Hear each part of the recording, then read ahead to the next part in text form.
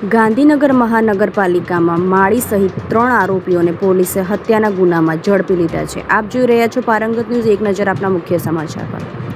ગાંધીનગર જિલ્લામાં આવેલા રાંધેજા ગામની સીમાની એક પડતર ખેતરમાંથી મળી આવેલી 36 વર્ષીય ટ્રક ચાલકની હત્યાના ગુનાનો પોલીસે ગણતરીના કલાકોમાં ભેદ ઉકેલી નાખ્યો છે। પેથાપુર પોલીસે આ મામલે ગાંધીનગર મહાનગરપાલિકા માળી સહિત 3 આરોપીને ધરપકડ કરી છે।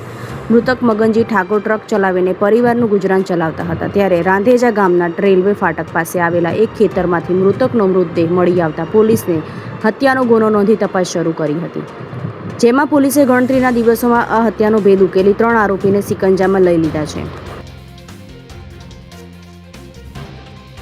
પોલીસ તપાસમાં સામે આવ્યું છે કે રાંધેજા ગામનો અને ગાંધીનગર મહાનગરપાલિકામાં ફરજ બજાવનાર લાલા ઠાકોર મૃતક મગનજીના મિત્ર હોવાની અવારનવાર તેના ઘરે જતો હતો અને આ દરમિયાન તેને મગનની પત્ની પાયલને એકતરફી પ્રેમમાં પડી ગયો હતો, જેથી લાલાએ પોતાના 2 મિત્રો સાથે મળીને મગનની હત્યાનો પ્લાન બનાવ્યો હતો। આ પ્લાન મુજબ તેણે પોતાના 2 મિત્રો સાથે મળીને દારૂ પાર્ટીના બહાને ટ્રક ચાલકના કારમાં બેસાડ્યો હતો અને ચાલતા ગાડીમાં ગળું દબાવી ઠંડા કલેજે તેની હત્યા કરી નાખી હતી।